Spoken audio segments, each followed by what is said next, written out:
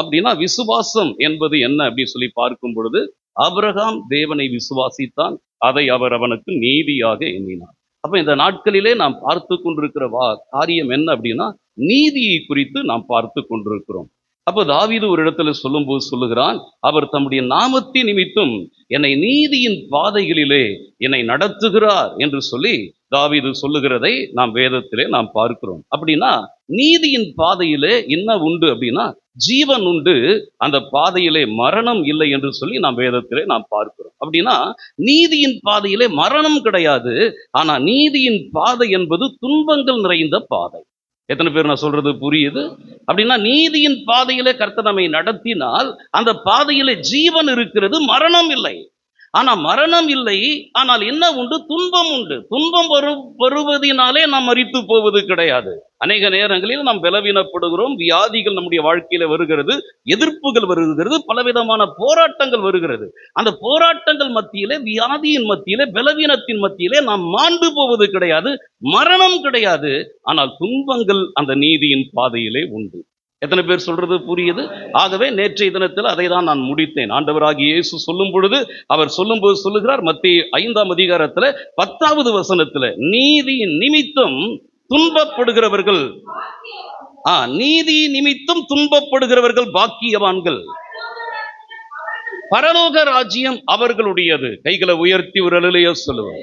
நேற்றைய தினத்தில் இதுதான் நான் கடைசியாக சொன்னேன். அப்படின்னா நீதியின் அந்த பாதையிலே நாம் பார்க்கும் பொழுது நீதியின் நிமித்தம் நமக்கு என்ன வருது அப்படின்னா துன்பங்கள் வருகிறது. பரலோக ராஜ்யம் அப்படிப்பட்டவர்களுடையது. அப்படின்னா நீதி என்பது நாம் பார்க்கும்போது 2 விதமான நீதி இருக்குது. ஒன்று சுயநீதி, இன்னொன்று நாம் பார்க்கும் பொழுது தேவநீதி.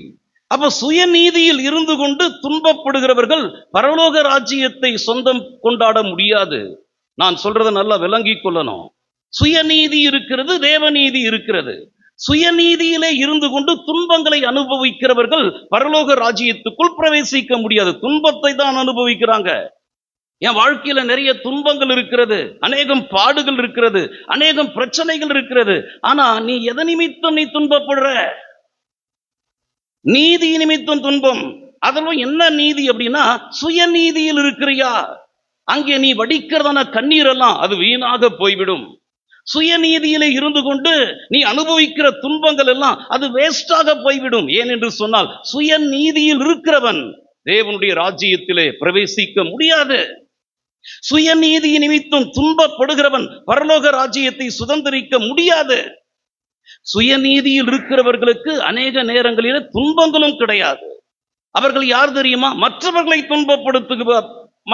துன்பப்படுத்துவார்கள் சுயநீதியிலே இருக்கிறவர்கள். ஆனா தேவ நீதிக்குள்ளே வருகிற கர்த்தருடைய பிள்ளைகளுக்கு துன்பங்கள் உண்டு.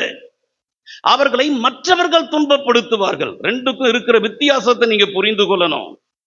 நாம் சுயநீதியில் இருக்கிறோமா அல்லாவிட்டால் நாம் தேவநீதியில் இருக்கிறோமா என்பதை இதை வைத்து நாம் புரிந்து கொள்ள முடியும். எதை வைத்து? சுயநீதியிலே இருக்கிறவர்கள் மற்றவர்களை துன்பப்படுத்தி கொண்டிருப்பார்கள், ஆனால் தேவநீதியில் இருக்கிறவர்களையோ மற்றவர்கள் துன்பப்படுத்துவார்கள். யோசிச்சு பாருங்க, நாம் யாரையாவது துன்பப்படுத்தி கொண்டிருக்கிறோமா? நம்மை மற்றவர்கள் துன்பப்படுத்துகிறார்களா? மனதார நாம் யாரையும் துன்பப்படுத்தவே முடியாது. நிச்சயமாக நீ தேவனுடைய நீதிக்குள்ள வந்தது உண்மை என்று சொன்னா மனப்பூர்வமா ஒருவனை நீ துன்பப்படுத்தவே முடியாது. நீ மற்றவர்களை துன்பப்படுத்தி நல்ல சாப்பிட முடியாது. நீ மற்றவர்களை துன்பப்படுத்தி, நீங்க நிறைய பேர் மற்றவர்களை துன்பப்படுத்துறதுன்னா என்ன அர்த்தம்? மற்றவர்களை ஏமாத்துறாங்க. மற்றவர்கள் செய்கிறதான நன்மைக்கு பதிலாக தீமை செய்யறாங்க, மற்றவர்களை துன்பப்படுத்துறாங்க. அப்படிப்பட்டவர்களுடைய வாழ்க்கையில நம்ம பார்க்கும்போது மற்றவர்களை துன்பப்படுத்துகிறவர்கள் யார் என்று சொல்லி பார்த்தா அவர்கள் சுயநீதியிலே இருந்து கொண்டிருக்கிறார்கள். தேவ நீதியினுடைய அடையாளம் என்ன அப்படின்னு சொன்னா ஏதோ ஒரு விதத்திலே அவர்களுக்கு துன்பங்கள் வந்து கொண்டே இருக்கும். உதாரணத்துக்கு நாம் யாரை குறித்து நாம் பார்க்க முடியும்? பரிசுத்த பவுலை குறித்து பார்க்க முடியும்.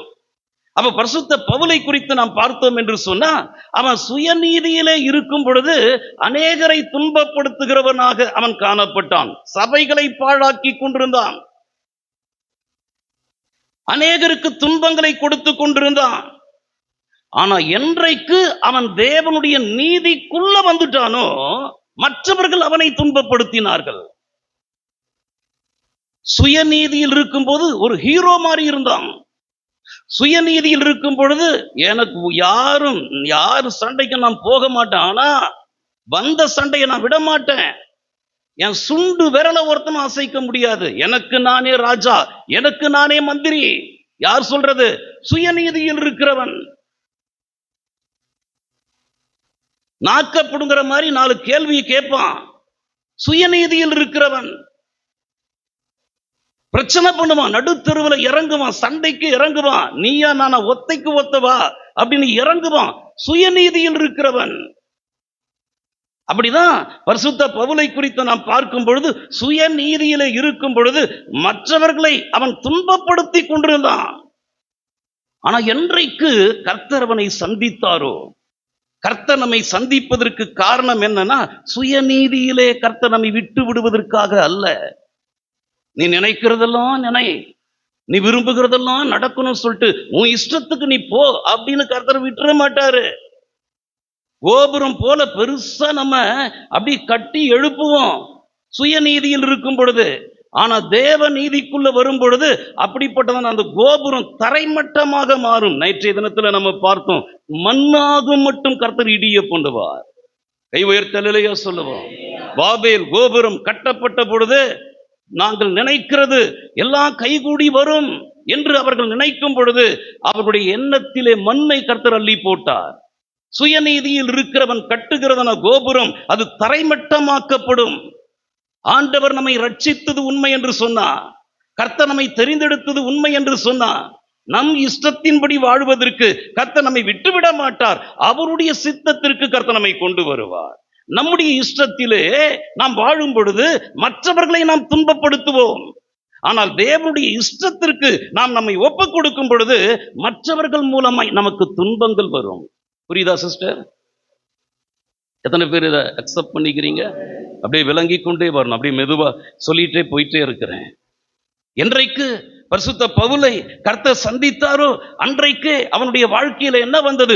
மற்றவர்கள் மூலமாய் துன்பங்கள் வந்தது. ஏன் ஒரு இடத்துல அவன் சொல்லும் போது சொல்றான், 1 கொரிந்தியர் 12ஆம் அதிகாரத்துல 7வது வசனத்துல, என்னுடைய மாம்சத்திலே ஒரு முள் ஒன்று கொடுக்கப்பட்டிருக்கிறது என்று சொல்லி சொல்றான். அதுக்கு முன்னால கிடையாது.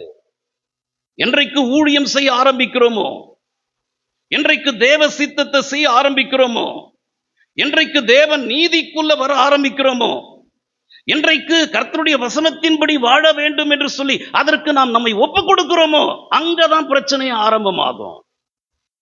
எத்தனை பேர் சொல்றது புரியுது? அங்கதான் பலவீனங்கள் ஆரம்பமாகும். நம்ம இஷ்டத்தின்படி போகும்போது பலம் உள்ளவர்களாக நாம் இருப்போம். ஆனா தேவனுடைய சித்தத்திற்கு வரும் பொழுது நம்முடைய பலனை நாம் இழந்து விடுவோம். அந்த பலன் எப்படி மாறிடுது? கொஞ்ச பலனாக மாறி விடுகிறது. அப்படிப்பட்ட கொஞ்ச பலத்துல தான் அவருடைய நாமத்தை நாம் மறுதலியாமல் அவருடைய வசனத்தை நாம் கை கொள்ளும் பொழுது நமக்கு முன்பாக திறந்த வாசலை கர்த்தர் வைத்திருக்கிறார். அப்படின்னா அநேக நேரங்களிலே நம்மை பலவான்களாய் மாற்றி நம்மை கொழுக்க வைக்கிற தேவன் அல்ல, நம்மை பலவீனப்படுத்தி அவருடைய பலத்தை நமக்கு தருகிற தேவன். எத்தனை பேர் சொல்றது புரியுது? இதை நல்லா விளங்கி கொள்ளணும். அவனுடைய வாழ்க்கையில தேவ சித்தத்திற்கு பரிசுத்த பவுல் வந்த உடனே அவனுடைய மாம்சத்துல ஒரு முள் ஒன்று கொடுக்கப்பட்டிருக்கிறது. வாசிங்க அந்த வசனத்தை.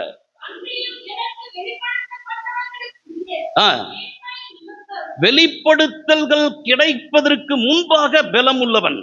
எத்தனை பேர் சொல்றது புரியுது?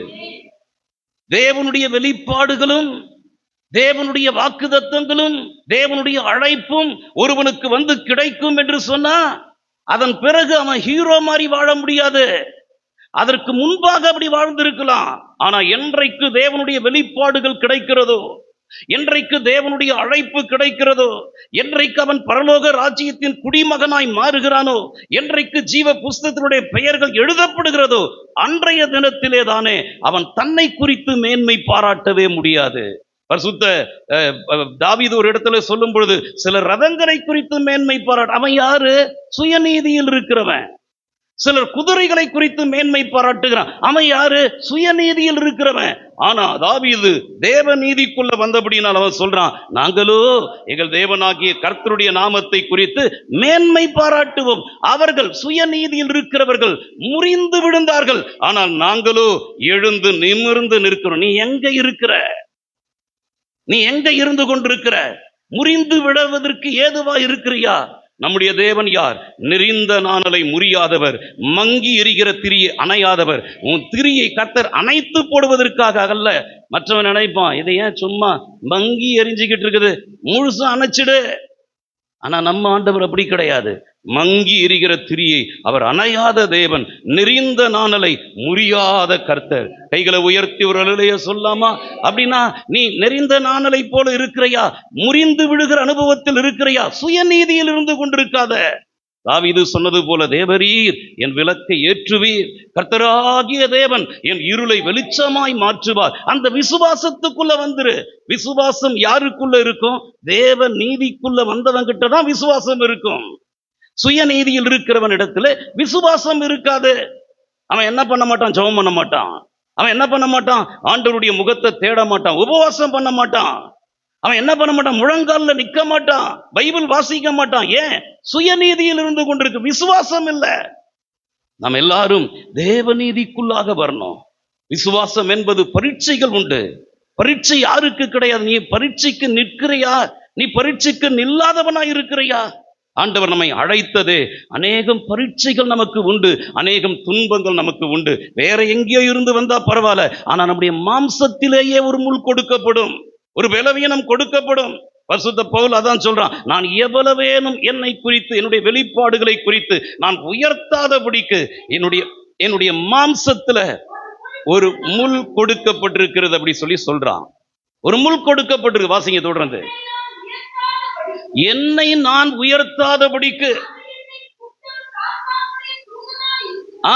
அது என்ன? அப்போ நல்லா விளங்கி கொள்ளுங்க. சாத்தானுக்கு யாரு பிரச்சனை தெரியுமா? சாத்தானுக்கு யாரை குறித்து கவலையே இல்லை தெரியுமா? சுயநீதியில் இருக்கிறவனுக்கு சாத்தானுக்கு கவலையே கிடையாது அவனை குறித்து. ஆனா தேவ நீதிக்குள்ள யாரு வரானோ அவனை குறித்து தான் அவனுக்கு கவலை. அதான் வேதத்துல நம்ம பார்க்கும் பொழுது வெளிப்படுத்தின விசேஷத்துல 12ஆம் அதிகாரத்துல 17வது வசனத்துல சொல்லப்பட்டிருக்கு. வாசிங்க, வெளிப்படுத்தின விசேஷம் 12ஆம் அதிகாரம் 17வது வசனம். அப்பொழுது வலு சர்ப்பமானது ஸ்திரீயின் மேல கோபம் கொண்டு தேவனுடைய கற்பனைகளை கை கொள்ளுகிறவர்களும் இயேசு கிறிஸ்துவை குறித்து சாட்சிகளை உடையவர்களும் ஆகிய அவருடைய சந்ததி. யாரோடு கூட யுத்தம்? கர்த்தருடைய கற்பனைகளை யார் கை கொள்றாங்களோ, இயேசு கிறிஸ்துவை குறித்து யார் சாட்சி உள்ளவர்களா இருக்கிறாங்களோ அவங்களோடு கூட யுத்தம் பண்ணும்படி வலு சர்ப்பம் புறப்பட்டு போனது. அப்படின்னா ஒரு மனுஷன் தேவனுடைய நீதிக்குள்ள வந்து விட்டால், ஒரு மனுஷன் தேவனுடைய சித்தத்தை செய்யும்படி வந்துவிட்டால் நிச்சயமாய் இந்த உலகத்திலே அவனுக்கு துன்பங்கள் உண்டு. ஆண்டவராகிய இயேசு அதனால தான் சொல்றார், யோவான் எழுதின சுவிசேஷம் 16ஆம் அதிகாரம் 33வது வசனத்துல சொல்லும்போது சொல்றாரு. வாசிங்க, யோவான் 16:33 இயேசு சொல்லும் பொழுது, என்னிடத்திலே உங்களுக்கு சமாதானம் உண்டாகும் பொருட்டு இவைகளை உங்களுக்கு சொன்னேன். எவைகளை சொல்றாரு? வாசிங்க. உலகத்தில் உங்களுக்கு உபத்திரவங்கள் உண்டு, ஆனாலும் திடன் கொள்ளுங்கள், நான் உலகத்தை ஜெயித்தேன். கைகளை உயர்த்தி ஒரு அல்லேலூயா சொல்லுவோம். அப்ப நாம் ஏன் திடன் கொள்ள வேண்டும்? ஆண்டவர் சொல்றார், திடன் கொள்ளுங்கள். ஏன் திடன் கொள்ளணும்? இயேசு உலகத்தை ஜெயித்தார். அப்ப இயேசு உலகத்தை ஜெயித்த இயேசு என்ன சொல்றாரு? மத்தேயு கடைசி அதிகாரத்துல, கடைசி வசனத்துல, கடைசி பகுதியில இயேசு சொல்லும் பொழுது, இதோ உலகத்தின் முடிவு பரியந்தமும் சகல நாட்களிலும் நான் உங்களுடனே கூட இருக்கிறேன். கைகளை உயர்த்தி அல்லேலூயா சொல்லாமா? இந்த வாக்குத்தத்தம் நமக்கு போதுமானது. இந்த மாதத்துக்கும் இது போதுமானது. சகல நாட்களிலும் என்பது 2026 ஜூன் மாதத்துக்கும் போதுமானது. கைகளை உயர்த்தி ஒரு அல்லேலூயா சொல்லுவோம். இது ஜூன் மாதம் தானே? மே முடிஞ்சு ஜூன், வருஷத்தின் நடுவிலே நாம் வந்திருக்கிறோம். வருஷத்தின் நடுவிலே அவருடைய கிரியை கர்த்தர் உயிர்ப்பிக்கிறதான தேவன். கைகளை உயர்த்தி ஒரு அல்லேலூயா சொல்லும். ஆண்டவருடைய வார்த்தை நம்மை தேடி வருகிறது. உலகத்தின் முடிவு பரியந்தம் சகல நாட்களிலும் நான் உங்களுடனே கூட இருக்கிறேன். அப்ப இயேசு ஏன் நம்மோடு கூட இருக்கிறார்? நமக்கு சமாதானத்தை கொடுக்கும்படி. அதனால்தான் இயேசு சொல்றாரு, என்னிடத்துல உங்களுக்கு சமாதானம் உண்டு, ஆனா உலகத்துல உங்களுக்கு உபத்திரவம் உண்டு. எத்தனை பேர் சொல்றது புரியுது? உலகம் என்பது எப்படிப்பட்டது? உபத்திரவங்கள் நிறைந்த உலகம். அதனாலதான் உலகத்தை ரொம்ப நெருங்க கூடாது. உலகத்துல இருக்கிற மனிதர்களை ரொம்ப நெருங்க கூடாது. எந்த மனுஷனுக்குள்ள உலகம் நிரம்பி இருக்கிறதோ, வேதம் சொல்லுகிறது, உலகத்திலும் உலகத்தில் உள்ளவைகளிலும் ஒருவன் அன்பு கூர்ந்தால் அவனிடத்தில் பிதாவின் அன்பு இல்லை என்று இயேசு சொல்றார். அவன் யாரெல்லாம் உலகத்தில் அன்பு கூறுறானோ அவனை நெருங்காத. அப்படிப்பட்டவன் உன் வாழ்க்கையில வாழ்க்கை துணையாவும் வரக்கூடாது. அப்படிப்பட்டவா உன் வாழ்க்கையில வாழ்க்கை துணையாவும் வரக்கூடாது. சின்ன பிள்ளையிலிருந்து நம்ம பிள்ளைகளை அப்படி வளர்க்கணும். எப்படி வளர்க்கணும்? உலகத்தை ரொம்ப நேசிக்காத. உலகம் உனக்குள்ள வரக்கூடாது. உலகத்துல உன்னை வச்சிருக்கிறார் ஆண்டவர், ஆனா உனக்குள்ள உலகம் வரக்கூடாது. எப்படி சமுத்திரத்துல இருக்கிறதான அந்த உப்பு தண்ணீரில இருக்கிறதான மீன் உப்பு தண்ணீர்ல தான் இருக்குது, ஆனா அந்த மீனுக்குள்ள என்ன வரல? உப்பு வரல. எத்தனை பேர் சொல்றது புரியுது? பாவம் நிறைந்த உலகத்துலதான் கர்த்தர் நம்மை வைத்திருக்கிறார், ஆனா பாவம் நமக்குள்ள வரக்கூடாது. உலகத்துலதான் சபையை கர்த்தர் வச்சிருக்கிறார், ஆனா சபைக்குள்ள உலகம் வரக்கூடாது. ரொம்ப உலகத்தை என்ன பண்ணாத? நெருங்காத. உலக மனிதர்களை என்ன பண்ணாத? நெருங்காத. ஏன் அப்படின்னா அவங்க மூலமா நமக்கு உபத்திரவங்கள் வரும். உலகத்தை ரொம்ப நெருங்கினா, உலக மனிதர்களை ரொம்ப நெருங்கினா நமக்கு என்ன உண்டு? அந்த உலகம் நம்மை பகைக்கும். ஆண்டவர் இயேசு சொல்லும் பொழுது, யோவான் எழுதின சுவிசேஷத்துல 15ஆம் அதிகாரத்துல 18, 19 வசனத்துல இயேசு சொல்றார், உலகம் உங்களை பகைத்தால் அது உங்களை பகைப்பதற்கு முன்னே. அப்ப உலகம் எப்படிப்பட்டது? இயேசுவை பகைக்க கூடியது. அதனால்தான் இயேசு சொல்றார், என் ராஜ்யம் இந்த உலகத்துக்குரியது அல்ல அப்படின்றார். ஏன்? உலகம் இயேசுவை பகைக்க கூடியது. ஏன்னா இயேசு நன்மை மட்டும் செய்கிறவர், ஆனா மனிதன் தீமை செய்கிறவன். தீமை செய்கிறவனை உலகம் நேசிக்குது, நன்மை செய்கிறவரை உலகம் பகைக்குது. இயேசு சொல்றாரு, உலகம் உங்களை பகைத்தால் அது உங்களை பகைப்பதற்கு முன்பாக அது என்னை பகைத்தது என்பதை அறியுங்கள். ஏன் ஏன் அப்படி சொல்றாரு? வாசிங்க தொடர்ந்து. நீங்கள் உலகத்தாராய் இருந்தால் உலகம் தன்னுடையதை சிநேகித்திருக்கும். நீங்க உலகத்தாராய் இராதபடியினாலும் நான் உங்களை உலகத்திலிருந்து தெரிந்து கொண்டபடியினாலும் உலகம் உங்களை பகைக்கிறது. எத்தனை பேருக்கு இந்த வசனம் புரியுது? உலகம் உங்களுடையதா இருந்தா, நீங்க உலகத்தாரா இருந்தா உலகம் உங்களை சிநேகித்து இருக்கும். உடன் பிறந்தவனே நம்மளை பகைக்கிறாங்க. கூட பிறந்தவன, உன் கூட பிறந்தவன் வாழ்க்கை சரியில்லை அப்படின்னு நீ பார்க்கும்போது அவங்க உன்னை ரொம்ப நேசிக்கிறாங்கன்னா அந்த ஆவி உனக்குள்ள இருக்குதுன்னு அர்த்தம். இல்லைங்க, நான் தேவனுடைய சித்தத்தின்படி வாழ என்னை ஒப்பு கொடுத்து தேவனுடைய வழியில நான் நடந்து கொண்டிருக்கிறேன், ஆனா அவன் வாழ்க்கை சரியில்லை. என் கூட பிறந்தானே அவன் வாழ்க்கை சரியில்லை, ஆனா அவன் ரொம்ப அதிகமா என்னை நேசிக்கிறானே அப்படின்னா அந்த ஸ்பிரிட் உனக்குள்ள இருக்குன்னு அர்த்தம். ஏன்னா என்னையும் தண்ணியும் என்ன செய்யாது? உன்னோடு கூட ஒண்ணு கலந்து இருக்க முடியாது. ஆண்டவர் யாருன்னா கல்லனை விட்டு நல்லவனை பிரித்தெடுக்க. 2 பேரும் கள்ள பசங்க தான், ஆனா அதுல ஒருத்தன் நல்லவன். அவனை கல்லனை விட்டு நல்லவனை பிரித்தெடுத்தது போல நம் உடன்பிறப்புகளை விட்டு, நம்முடைய தாய் தகப்பனை விட்டு, நம்முடைய சொந்த பந்தங்களை விட்டு, உலக நண்பர்களை விட்டு, அந்த கபடு நிறைந்ததெல்லாம் ஒண்ணு சேரும். கபடு நிறைந்தது நம்மளை பார்க்கும்போதே 2 பேர் ஒன்று சேர்ந்து பேசுதுன்னா, ஆஹா, நம்ம கண்டுபிடிச்சு நல்ல ஜபிக்கிறவங்களோடு கூட ஒருத்தர் சேர்ந்து பேசுறனா அந்த 2 ஆவியும் ஒருமித்து இருக்குதுன்னு அர்த்தம். ஆனா வாழ்க்கை சரியில்லை, அது ஒரு மாதிரி பண்ணுது. சபையிலே சரியா வர்றது கிடையாது, கர்த்தரை சரியா நேசிக்கிறதும் கிடையாது, அது வாழ்க்கை சரி கிடையாது, பரிசுத்தமும் இல்லை. ஆனா 2 பேரும் எப்படி ஒருமித்து இருக்க முடியும்? அந்த ஸ்பிரிட் உனக்குள்ள இருக்குன்னு அர்த்தம். இதுதான் அடையாளம். இயேசு என்ன சொல்றாரு? நீங்க உலகத்தாரா இருந்தால் உலகம் உங்களை சிநேகித்திருக்கும். ஆனால் நான் உங்களை உலகத்திலிருந்து எனக்காக தெரிந்து கொண்டபடியினாலும் நீங்கள் உலகத்தாராய் அல்லாதபடியினாலும் உலகம் உங்களை பகைக்கிறது. அப்படின்னா தேவனுடைய பிள்ளைகள் நீதிக்குள்ள வரும் பொழுது, நாம் தேவனுடைய சித்தத்தை செய்யும் போது நிச்சயமாய் நமக்கு என்ன உண்டு அப்படின்னா துன்பங்கள் நமக்கு உண்டு. அநேகர் சொல்லுவாங்க, நான் தேவனுடைய நீதியின்படி தானே வாழறேன், நான் தேவனுடைய சித்தத்தை தானே செய்யறேன், நான் எல்லாருக்கும் நன்மை தானே செய்யறேன், ஆனா ஏன் எனக்கு பாடுகள் என்று சொல்லி நிறைய பேர் சொல்லுவாங்க. அப்போ நாம் கர்த்தர் நம்மை அழைத்திருப்பதே எதற்காக அப்படின்னா பாடுபடுவதற்காக தான். அதுவும் நன்மை செய்து பாடுபடுவதற்காக கர்த்தர் நம்மை அழைத்திருக்கிறார். தீமை செய்து பாடுபடுகிறவன் சுயநீதியிலே இருந்து கொண்டிருக்கிறான். ஆனால் நன்மை செய்து பாடுபடுகிறவனோ தேவ நீதியிலே இருக்கிறான். எத்தனை பேருக்கு நான் சொல்றது புரியுது? நமக்கு பாடுகள் இருக்கலாம், ஆனா எது நிமித்தம் உனக்கு பாடுகள்?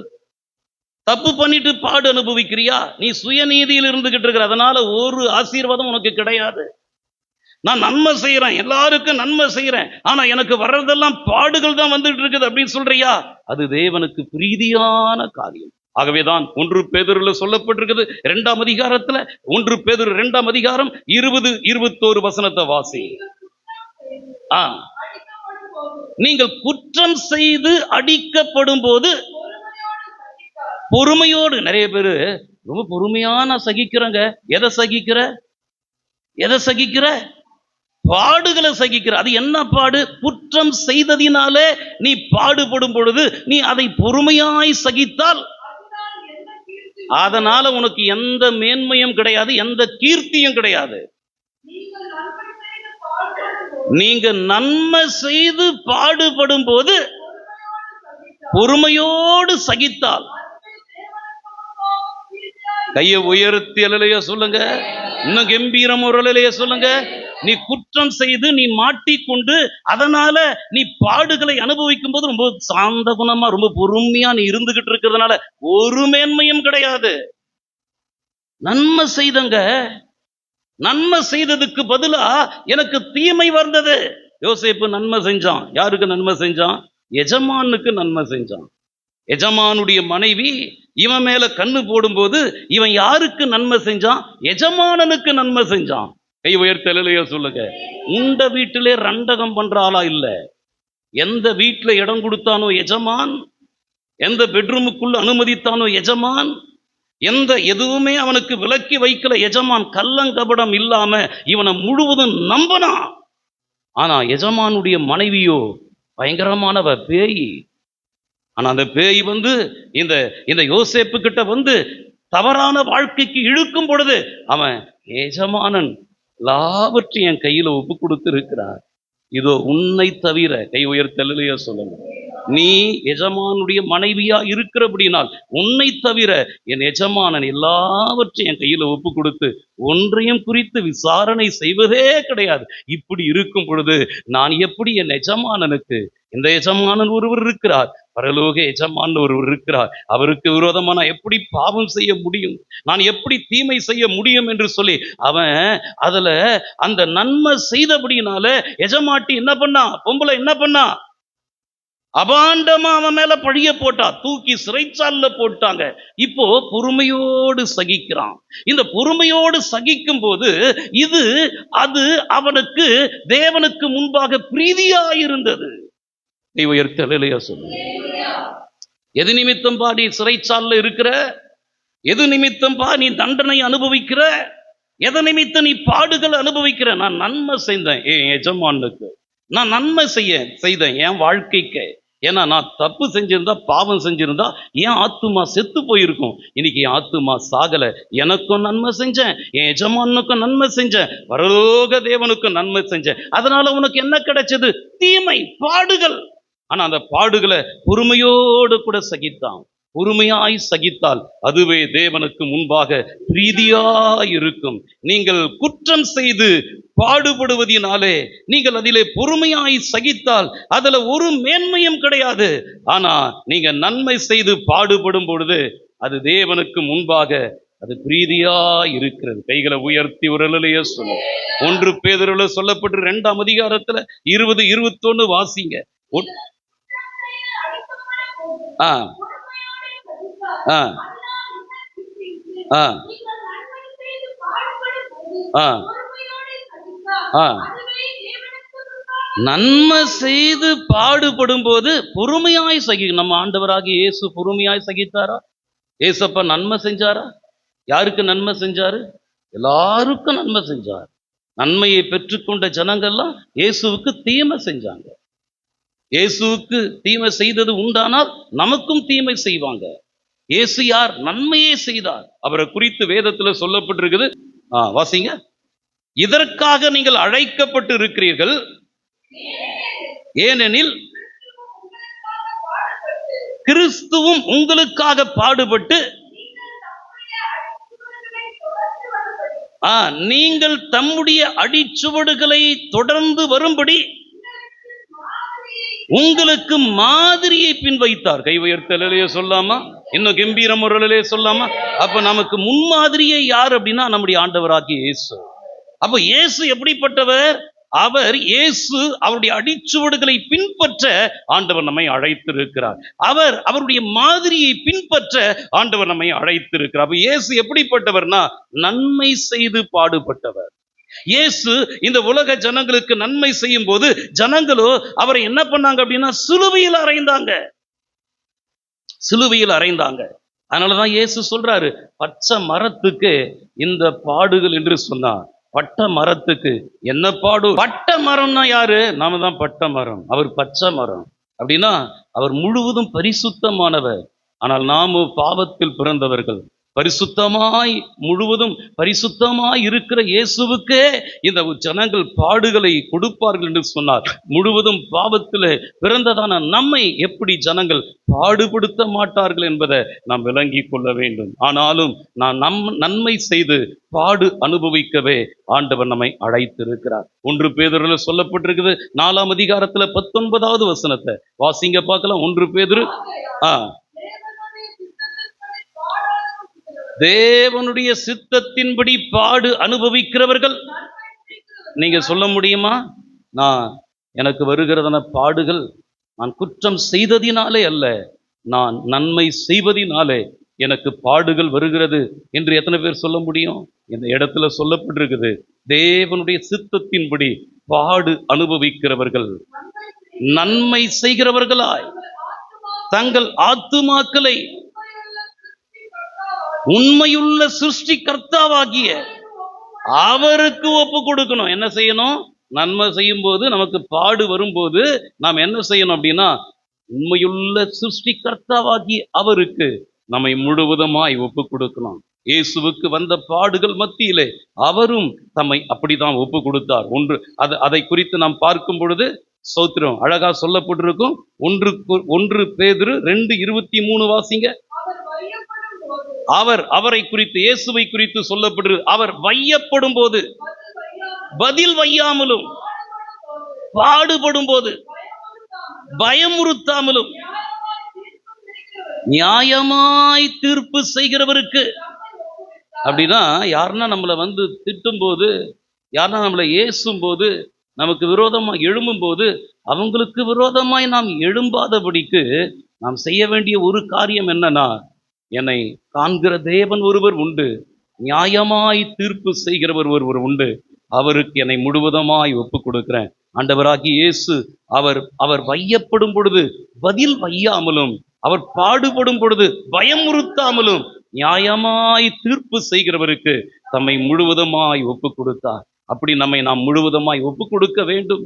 நன்மை செய்து பாடு அனுபவிக்கிறவர்களுக்கு எவ்வளவு காலம் பாடுகள் அவர்களுக்கு?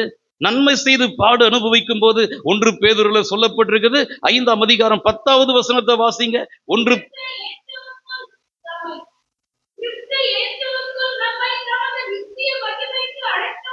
கிறிஸ்து இயேசுவுக்குள் நம்மை தமது நித்திய மகிமைக்கென்று அழைத்தவராய் இருக்கிற சகல கிருபைகளும் பொரிந்திய தேவன் தாமே. கை உயர்த்தி அல்லேலூயா சொல்லாமா? எவ்வளவு காலம் பாடு? நான் நன்மை செய்து தீமை பாடுகள் எனக்கு வரும். ஆனா எவ்வளவு காலம் அப்படின்னா கொஞ்ச காலம். கை உயர்த்தி அல்லேலூயா சொல்லு. யோபுவுக்கு எவ்வளவு காலம் பாடுகள்? வாழ்நாள் முழுவதும் பாடுகளா? இல்ல, ஒரே ஒரு ஒரு சில மாதங்கள் தான். அந்த மாதங்கள்ல அவன் சிறையிருப்பை கர்த்தர் மாற்றினார். அப்ப பாடுகள் என்பது எவ்வளவு காலம் அப்படின்னா, பரலோகம் என்பது நித்திய ஜீவ காலமா இருக்கும். பாடுகள் என்பது கொஞ்ச காலம்தான். கொஞ்ச காலம் இந்த உலகத்துல பாடு அனுபவிக்கும் போது, வாசிங்க அந்த வசனத்தை. கொஞ்ச காலம் பாடு அனுபவிக்கிற உங்களை சீர்படுத்தி, ஸ்திரப்படுத்தி, நிலைநிறுத்துவாராக. அப்படின்னா பாடுகள் மத்தியில ஆண்டவர் நம்ம என்ன பண்றாரு? சீர்படுத்துகிறார். கை உயர்த்தி அல்லேலூயா சொல்லு. நான் கம்பீரம் ஒரு அல்லேலூயா சொல்லு. எப்போ சீர்படுத்த முடியும்? நம்ம பிள்ளைங்க ஏதோ ஒரு தப்பு பண்ணிட்டாங்க, அவங்கள சீர்படுத்தணும் அப்படின்னா அவங்கள தண்டிக்கும் பொழுதுதான். பிரம்பை கையாடாதவன் தன் மகனை என்ன பண்றான்? பகைக்கிறான். ஆனா தன் மகனை நேசிக்கிறவனும் ஏற்கனவே அவனை சிட்சித்திருக்கிறான். சிட்சைகள் நடுவுல, பாடுகள் நடுவுல நம்மை பாடுபடுத்தும் பொழுது, அப்படிப்பட்ட நேரத்துல தான் கர்த்தர் நம்மை சீர்படுத்துகிறார். கைகளை உயர்த்தி அல்லேலூயா சொல்லு. நஷ்டங்கள் மத்தியில, கஷ்டங்கள் மத்தியில, இழப்புகள் மத்தியில, வியாதிகள் மத்தியில, பலவீனங்கள் மத்தியில, ஆண்டவர் நம்மை நடத்துகிற பாடுகள் மத்தியில தேவன் நம்மை சீர்படுத்துகிற தேவன். ஏன் இந்த பாடுகள்? ஏன் இந்த நஷ்டங்கள்? ஏன் இந்த வியாதிகள்? ஏன் இந்த பலவீனங்கள் என்று சொல்லி, அப்படிப்பட்ட நிலைமையில தான் நாம் என்ன செய்ய முடியும் அப்படின்னா, நம்மை நாம் அனலைஸ் பண்ணி பார்க்க முடியும், நம்மை நாம் ஆராய்ந்து பார்க்க முடியும். வேதம் என்ன சொல்லுகிறது? வாழ்வு காலத்திலே நன்மையை அனுபவித்திரு, தாழ்வு காலத்திலே சிந்தனை செய்கிறவன் தான் மனுஷன். கை உயர்த்தி அல்லேலூயா சொல்லுவோம். எத்தனை பேர் சொல்றது புரியுது? உன் வாழ்க்கையில பாடுகள் மத்தியில தான் ஆண்டவர் உன்னை சீர்படுத்துகிறார், ஸ்திரப்படுத்துகிறார், நிலைநிறுத்துகிறார் என்பதை நீ புரிந்து கொள்ளுவ என்று சொன்னா, நீ எதை விரும்புவ அப்படின்னு சொன்னா, ஆண்டவரே என்னை நடத்துகிற பாடுகளுக்காக உமக்கு ஸ்தோத்திரம். அந்த பாடுகள் என்பது நித்திய ஜீவகாலமாய் அல்ல, அந்த பாடுகள் என்பது கொஞ்ச காலம். ஒரு பொய் பிரசங்கம் பண்றேன், எத்தனை பேர் புரியுது? பாடுகள் என்பது எவ்வளவு காலங்க? கொஞ்ச காலம். நான் மனம் திரும்பிட்டா கொஞ்ச காலத்துல முடிஞ்சிடும். இஸ்ரவேல் ஜனங்களுக்கு வனாந்தரம் என்பது 40 நாள் தான். அந்த 40 நாள்ல சரியான விசுவாசம், அந்த 40 நாள்ல உண்மையுள்ள சிருஷ்டிகர்த்தாவாகி அவருக்கு தங்களை முழுவதும் ஒப்பு கொடுத்துட்டா 40 நாள்ல வனாந்தரம் முடிஞ்சிடும். ஆனா வணங்கா கழுத்து, முரட்டாட்டம், கீழ்ப்படியாம எதிர்த்து நிற்பது, முறுமுறுப்பு, ஈச்சை, அசுத்தம், விபச்சாரம், இதெல்லாம் அவங்க வாழ்க்கையில வந்ததின் நிமித்தம் 40 நாள் 40 வருஷமா மாறுச்சு. அப்ப யாரை பொறுத்து தான் இருக்குது? கொஞ்ச காலம் பாடுகள் என்பதும் அதிக காலம் பாடுகள் என்பதும் நம்மை பொறுத்து தான் இருக்குது. உன் விசுவாசத்தை பொறுத்து இருக்குது. நீ தேவனிடத்தில் அன்பு கூறுகிறத பொறுத்து இருக்குது. ஏங்க இவ்வளவு காலமா நானும் ஜெபம் பண்றேன், ஆனா நான் எதிர்பார்த்த நன்மை வரலையே அப்படி நீ நினைக்கலாம். ஏன் தெரியுமா? அது கர்த்தரை குறித்து முறுமுறுக்காத, உன்னை குறித்து நீ என்ன பண்ண? நீ நொந்து கொள். ஆண்டவரே நீர் நீதி உள்ள தேவன் தான், குறைகளும் குற்றங்களும் எல்லாம் என்கிட்ட தான் இருக்குது. என்னை முழுவதும் உமக்கு ஒப்பு கொடுக்காதபடியினாலே, நான் சரியாய் உமை விசுவாசிக்காதபடியினாலே அது எக்ஸ்டன் ஆகி போய்கிட்டே இருக்குது ஆண்டவரே. அது இன்னும் தாண்டி போய்கிட்டே இருக்குது ஆண்டவரே. வேதம் என்ன சொல்லுகிறது? நம்பிக்கை உடைய சிறைகளே அரணுக்கு திரும்புங்கள், இரட்டிப்பான நன்மையை தருவேன், நாளைக்கு தருவேன் சொல்றாரா? நீ என்னைக்கு திரும்புறியோ அன்னைக்கு நீ சரியான மனம் திரும்புதல், சரியான ஒப்பு கொடுத்தல் என்பது இன்றைக்கு வந்தது அப்படின்னா இன்றைக்கே இரட்டிப்பான நன்மையை நமக்கு கொடுக்க கர்த்தர் வல்லவர். எல்லாம் நம்ம கிட்ட தான் இருக்குது. யாரையும் குற்றம் சொல்லாத, யார் மேலையும் பிளேம் பண்ணாத, யார் மேலையும் பழிய போடாத. எல்லா பழியும் உன் மேல போட்டுக்க. எல்லா குற்றங்களுக்கும் காரணம் அவ அப்படின்னு சொல்லாத. எல்லாத்துக்கும் பிரச்சனைகளுக்கெல்லாம் காரணம் நான் தான் அப்படின்னு நீ உன்னை ஒப்பு கொடுத்த அப்படின்னு சொன்னா, நீ சீர்படுத்த அப்படின்னு சொன்னா, எல்லாமே சீர்பட கர்த்தர் உனக்கு உதவி செய்ய வல்லவர். அப்ப பாடுகள் மத்தியில கொஞ்ச காலம் பாடு அனுபவிக்கிறதுனா உங்களை சீர்படுத்துகிறார், ஸ்திரப்படுத்துகிறார், நிலைநிறுத்த அவரே வல்லமையுள்ள தேவன். கைகளை உயர்த்தி ஒரு அல்லேலூயா சொல்லுவோம். நம்மை நிலை நிறுத்துவதற்காக தான் கர்த்தர் நம்மை அழைத்திருக்கிறார். சீர்படுத்துவதற்காக தான் கர்த்தர் நம்மை அழைத்திருக்கிறார். ஸ்திரப்படுத்துவதற்காக தான் கர்த்தர் நம்மை அழைத்திருக்கிறார். கைகளை உயர்த்தி ஒரு அல்லேலூயா சொல்லுவோம். பாடுகள் மத்தியில சோத்திரம், பாடுகளிலும் கர்த்தர் நமக்கு மேன்மையை கர்த்தர் வச்சிருக்கிறார். எத்தனை பேர் அதை ஆமேன்னு சொல்றீங்க? முறுமுறுக்காத, தற்கொலை பண்ணிக்காத. தற்கொலை பண்ணா யாருக்கு நஷ்டம்? உனக்கு தான் நஷ்டம். யாருக்கு நஷ்டம்? உன் காலத்துக்கு முன்னால நீ ஏன் சாவணும்? நீ சாகிறது கர்த்தருடைய பிரியம் இல்ல, நீ நின்னு சாதிப்பது தான் கர்த்தருக்கு பிரியம். ஏன்னா நாளைய தினத்துல ஒரு அற்புதத்தை கர்த்தர் வச்சிருப்பாரு. இதுவரைக்கும் இல்லாத அற்புதத்தை அடுத்த மாதத்துல ஒரு அற்புதத்தை கர்த்தர் வச்சிருக்க. நீ ஏன் சாவணும்? சபைக்கு வரும்போது உன்னை சாகிறதுக்கு பிரசங்கம் கிடையாது, உன்னை பிழைக்க வைப்பதற்கு தான் பிரசங்கம். கைகளை உயர்த்தி ஒரு அல்லேலூயா சொல்லுவோம். இன்னும் கம்பீரம் ஒரு அல்லேலூயா சொல்லுவோம். அருமையான கர்த்தருடைய பிள்ளைகளே, அப்படின்னா பாடுகளிலும் தேவன் நமக்கு ஒரு நன்மையை, மேன்மையை கர்த்தர் வைத்திருக்கிறார். ஆகவே நாம் இப்பொழுது நமக்கு இருக்கிற பாடுகளை நாம் பார்க்க கூடாது. இனிமேல் ஆண்டவர் நமக்கு வைத்திருக்கிற அந்த மேன்மையை பார்க்க தூர பார்வையை கர்த்தர் நமக்கு தருவாராக. எத்தனை பேர் சொல்றது புரியுது? என்ன பார்வை? தூர பார்வை என்பது என்னது? குணசாலியான ஸ்திரீ வரும் காலத்தை குறித்து தன்னுடைய உள்ளத்திலே மகிழுகிறார். ஒளிமயமான ஒரு எதிர்காலம் என் கண்களுக்கு தெரிகிறது. ஆண்டவர் இப்ப இருக்கிற இந்த பாடுகளையும் இப்ப இருக்கிற இந்த சூழ்நிலைகளையும் முழுவதுமாய் கர்த்தர் மாற்றுவார். எனக்கு கர்த்தர் ஒரு நன்மை செய்வார். நேற்றைய துயரமெல்லாம் இன்றைக்கு மறைந்தது, நிம்மதி பிறந்தது, அது நிரந்தரமானது என்று நாளைக்கு பாட கர்த்தர் நமக்கு கிருபையை தருவார். அப்ப துன்பங்கள் என்பது இன்றைக்கு, இன்பம் என்பது நாளைக்கு. ஆகவே நாம் ஒண்ணு புரிந்து கொள்ளணும். இப்ப இருக்கிற பாடுகளை நாம் பார்க்க கூடாது. ஆண்டவர் இனிமேல் நமக்கு வைத்திருக்கிறதான மேன்மையை நாம் பார்க்கணும். ஆகவேதான் ரோமர் 8:18 சொல்லப்பட்டிருக்குது, இக்காலத்து பாடுகள் இனி வெளிப்படும் மகிமைக்கு ஒப்பிடத்தக்கவைகள் அல்ல. வாசிங்க அந்த வசனத்தை. இக்காலத்து பாடுகள் இனி நமக்கு வெளிப்படும் மகிமைக்கு ஒப்பிடத்தக்கவைகள் அல்ல. கைகளை உயர்த்தி அல்லேலூயா சொல்லும். இன்னொரு வசனத்தை வாசிங்க. 2 கொரிந்தியர் 4:17 வாசிங்க. 2 கொரிந்தியர் 4:17.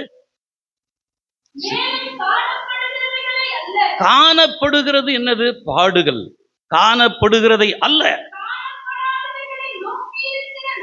காணப்படாதவைகள் எது தெரியுமா? நமக்கு ஆண்டவர் வச்சிருக்கிற மேன்மை. கை உயர்த்தி அல்லேலூயா சொல்லலாம். பாடுகள் என்பது நாம் பார்க்கக்கூடியது, ஆனா மேன்மை என்பது நாம் பார்க்க முடியாதது, மகிமை என்பது நாம் பார்க்க முடியாதது. ஆகவே இக்காலத்து பாடுகள் இனி வெளிப்படும் மகிமைக்கு ஒப்பிடத்தக்கவைகள் அல்ல. ஆகவே இந்த இடத்துல சொல்லப்பட்டிருக்கு, வாசிங்க. காணப்படுகிறவைகளை அல்ல, காணப்படாதவைகளை நோக்கி இருக்கிற நமக்கு அதி சீக்கிரத்தில், எவ்வளவு சீக்கிரமா நீங்கும் தெரியுமா? அதி சீக்கிரத்திலே நீங்கும்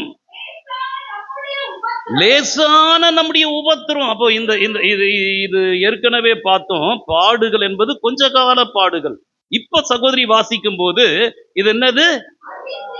லேசான உபத்திரம். அதுதான் முக்கியம். ஏற்கனவே பார்த்தது கொஞ்ச கால பாடுகள். இப்ப வருகிறதான வார்த்தை லேசான உபத்திரம். கை உயர்த்தி அல்லேலூயா சொல்லலாமா? இது ரொம்ப பெருசு கிடையாது. பெருசு எது தெரியுமா? பெருசு எது தெரியுமா? நீ பிரச்சனைக்கு பக்கத்துல நின்று பார்த்தா பிரச்சனை பெருசா தெரியும்.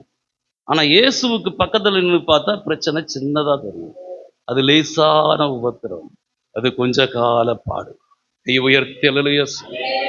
கம்பீரம் ஒரு அல்லேலூயா சொல்லு. இடி முழக்கம் போல ஒரு அல்லேலூயா சொல்லு. கொஞ்ச கால அதி சீக்கிரத்துல நீங்கும் லேசான நம்முடைய உபத்திரவம் மிகவும் அதிகமான நித்திய கனமகிமையை உண்டாக்குகிறது. கைகளை உயர்த்தி ஒரு அல்லேலூயா சொல்லும். அப்படின்னா பாடுகளிலும் உபத்திரவங்களிலும் தான் தேவ பிள்ளைகளுக்கு ஸ்தோத்திரம், அவருக்கேற்ற விதத்துல ஆண்டவர் நம்மை உருவாக்குகிறார். அது தேவனுடைய நீதி. கையை உயர்த்தி அல்லேலூயா சொல்லாமா?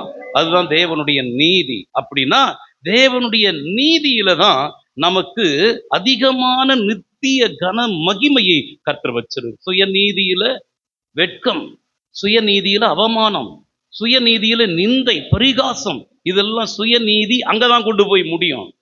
ஆனா தேவன் நீதிக்குள்ள வரும் பொழுது மிகவும் அதிகமான நித்திய கன மகிமையை தேவன் நீதியில கர்த்தர் வச்சிருக்கிறார். கை உயர்த்தலையே சொல்லாமா? அப்போ தேவனுடைய நீதியில தான் நாம் மகிமையை பார்க்க முடியும். எத்தனை பேர் சொல்றது புரியுது? நீ மகிமையை பார்க்கிறியா? வேதம் சொல்லுகிறது, நீ விசுவாசித்தால் தேவன். எங்க இருந்து விசுவாசிக்கணும்?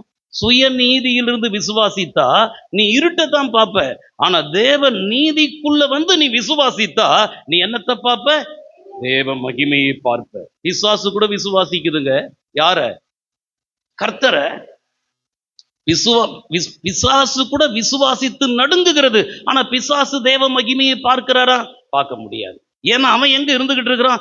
சுயநீதியில் இருந்துகிட்டு இருக்கிறான், மமதையில் இருந்துகிட்டு இருக்கிறான், அகந்தையில், அகங்காரத்துல, அகம்பாவத்துல வாழ்ந்துகிட்டு இருக்கிறான். தேவனை விசுவாசிக்கிறான், ஆனா தேவ மகிமையை பார்க்கல. ஆனா சுயநீதியில இல்லாம தேவ நீதிக்குள்ள வந்து நாம் தேவனை விசுவாசிக்கும் போது தேவ மகிமையை பார்ப்போம்.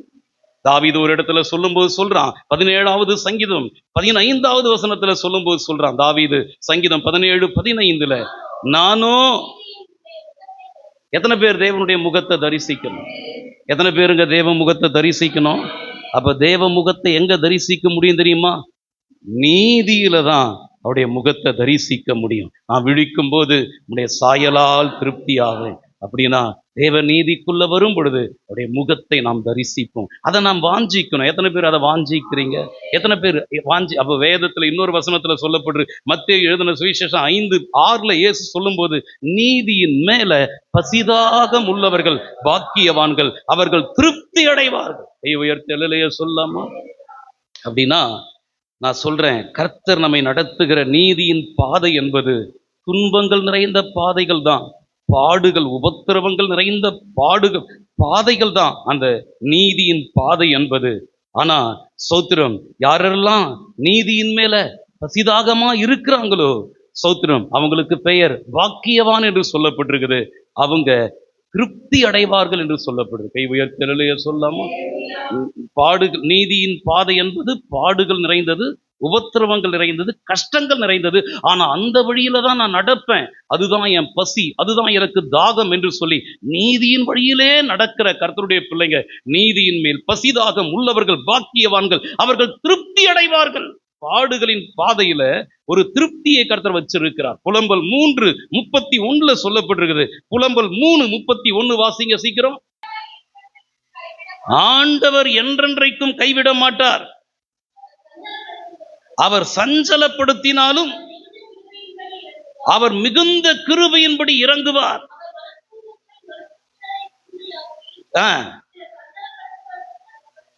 கை உயர்த்தலையே சொல்லாமா? நம்ம ஆண்டவர் யார் தெரியுமா? மனப்பூர்வமாய் மனுபுத்திரரை சிறுமைப்படுத்தி அவர்களை சஞ்சலப்படுத்துகிற தேவன் அல்ல ஆண்டவர். அவர் நம்மேல் மனம் இறங்குகிற தேவன். கை உயர்த்தலையே சொல்லாமா? மனம் இறங்குகிற தேவன் என்பவர் கடைசி வரைக்கும் நீதியின் பாதையில, பாடுகள்ல, உபத்திரவங்கள்ல, கஷ்டங்கள்ல கர்த்தர் நம்மை நடத்த மாட்டார். அவருடைய பாதையில நமக்கு ஆசீர்வாதத்தை கர்த்தர் வச்சிருக்கிறார். நீதியின் பாதையில என்ன உண்டு? ஜீவன் உண்டு.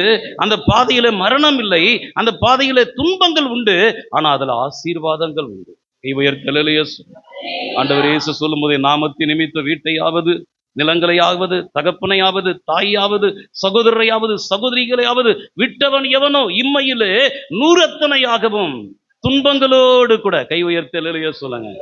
அப்படின்னா நீதிக்குள்ள வரும்போது, நீ தேவ நீதிக்குள்ள வரும்போது துன்பங்கள் மத்தியில கர்த்தர் என்னத்தை வச்சிருக்கிறாரு?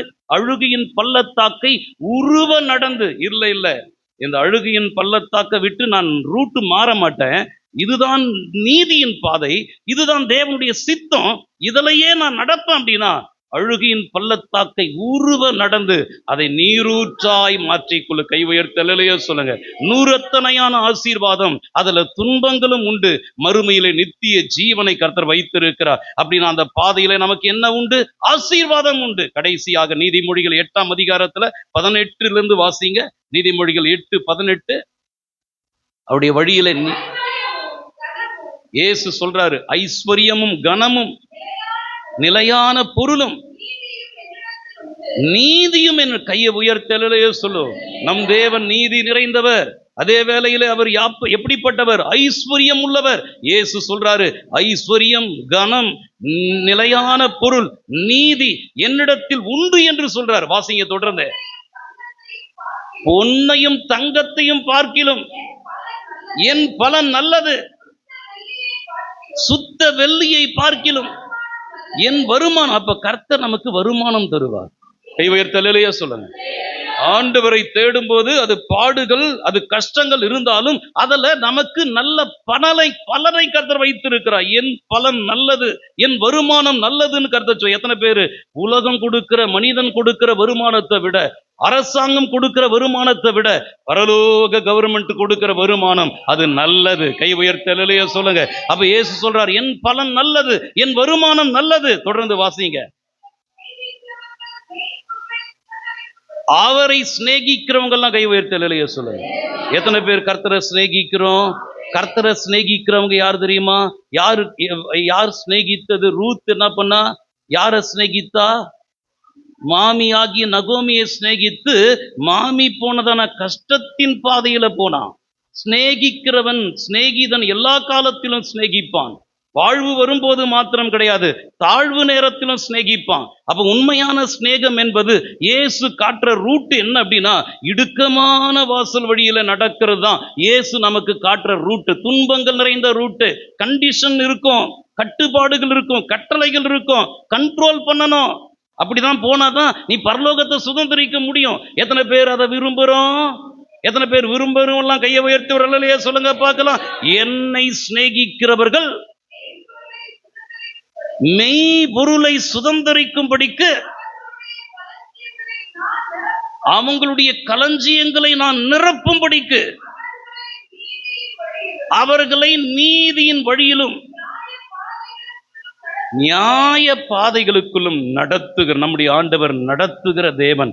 எந்த ரூட்ல நடக்கணுமோ அந்த ரூட்ல கண்ட்ரோல் பண்ணி கட்டுப்படுத்தி நம்மை முற்புறமும் பிற்புறமும் நெருக்கி அவருடைய கரத்தை நம்மேல வைத்து ஆலோசனையை தந்து போதனையை தந்து அவரே நம்மை நடத்துகிற தேவன். நீ கொஞ்சம் பொறுத்துக்கிட்டு அவர் ரூட்லயே நீ நடந்து போ.